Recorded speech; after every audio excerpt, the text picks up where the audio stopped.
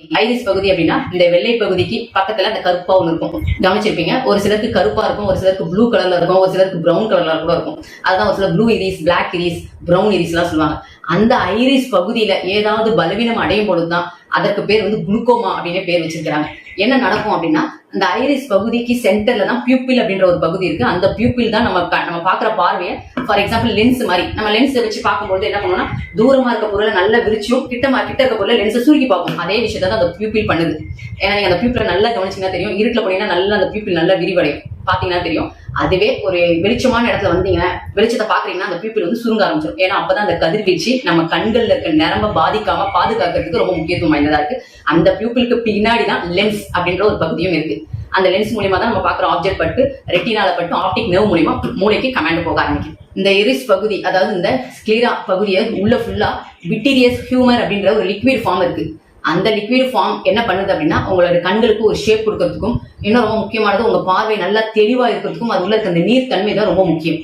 அந்த நீர்த்தன்மை ரொம்ப அளவுக்கு அதிகமா ஆகும் பொழுது, அதாவது ஐஓபி அப்படின்னு சொல்லுவாங்க, இன்ட்ராகுலர் பிரஷர், ஐ பிரஷர் அதிகமாயிடுச்சு சொல்லுவாங்க. கண்ணில் வந்து அழுத்த நோய் வந்துச்சு, உங்களுக்கு கண் நீர் அழுத்த நோய் வந்திருக்கு அப்படின்னு சொல்லுவாங்க. அந்த பிரஷர் அளவுக்கு அதிகமாக ஆகும் பொழுது தான் அதுக்கு பேர் குளுக்கோமா அப்படின்னு பேர் வச்சிருக்காங்க.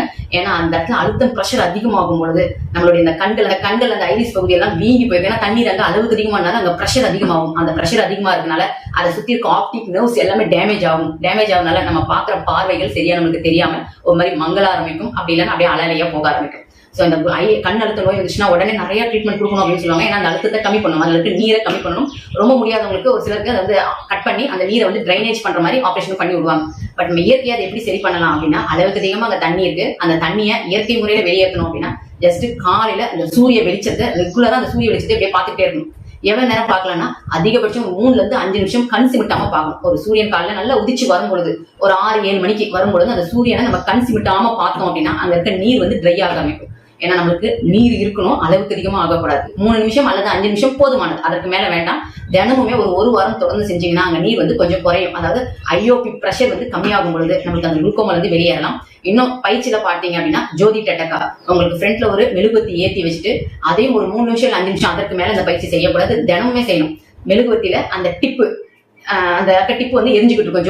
ஜோதி இப்படி அசையும். ஆனா அதுக்கு நடுவில் அந்த கருப்பா இருக்க அந்த திரி வந்து ஒரே லெவல்ல தான் இருக்கும். நீங்க அந்த திரியை தான் கண்ணசைக்காம பார்க்கணும். தொடர்ந்து ஒரு வாரம் அல்லது 10 நாள் தொடர்ந்து செய்யும் பொழுது குளுக்கோமால படிப்படியா வெளியேறலாம். நீங்க பல வருஷமா இருக்கீங்கன்னா அதற்கு கம்பல்சரி இயற்கை சார்ந்த ட்ரீட்மெண்ட் கொடுத்துக்கிட்டே இந்த பயிற்சியை பண்ணும்போது நல்ல ரிசல்ட் கிடைக்கும்.